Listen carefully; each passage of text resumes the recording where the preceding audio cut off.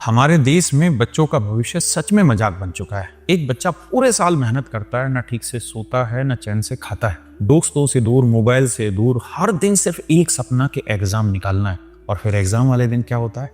पजामे की चैन तुड़वा दी जाती है, उनकी शर्ट कटवा दी जाती है, तुलसी की मालाएं उतरवा दी जाती है, लड़कियों के हिजाब तक खुलवा दिए जाते हैं। चारों तरफ CCTV camera, GPS tracking, AI assistant, biometric verification, 5G jammer, इतनी सिक्योरिटी बच्चों के ऊपर तो लगा दी जाती है, लेकिन जो चोर, जो हरामखोर इस सिस्टम के अंदर बैठकर इन बच्चों का मजाक बना रहे थे, उन पर कौन सी निगरानी रखी गई थी? और बोला जाता है कि एग्जाम दोबारा होगा, फिर से देखो। क्यों दे दे भाई? गलती किसकी है? बच्चों की या सिस्टम की? एक बच्चा सिर्फ एग्जाम देने के लिए एक शहर से दूसरे शहर जाता है, माँ बाप साथ जाते हैं, ट्रेन का खर्चा होता है, होटल का खर्चा होता है, खाने का खर्चा होता है, मेंटल प्रेशर अलग चीज होती है। फिर अचानक खबर आती है कि पेपर लीक हो गया। आपको पता है दुनिया का सबसे मुश्किल एग्जाम चीन में होता है, गाओ काओ नाम का, जिसमें करोड़ों बच्चे होते हैं। वहां निगरानी इतनी कड़ी होती है कि पेपर इधर से उधर तक नहीं हो सकता। क्यों? क्योंकि चीन ने सिस्टम ऐसा बनाया कि जरा सी भी धांधली हुई तो सीधा उसे फांसी पे चढ़ा दिया जाएगा। लोग डरते हैं सिस्टम से,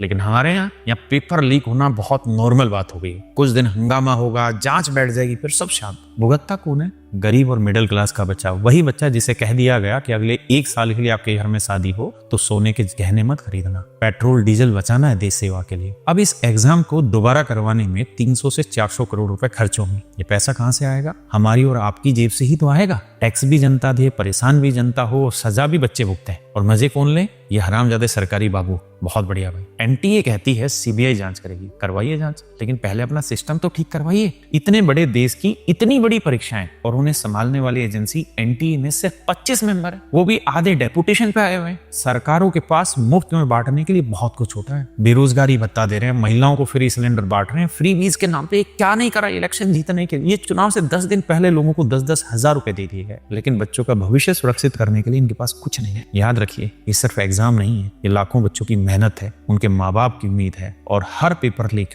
उन सपनों का मजाक है। इस पर बात करिए, हो सके तो हर मंच पर अपनी बात रखिए, अपनी आवाज उठाइए। अगर हम आज अपनी आवाज नहीं उठाएंगे तो आगे हमारे बच्चों के साथ इसी तरह होता रहेगा। मजे लेंगे नेता और सजा भुगतेंगे हम और आप।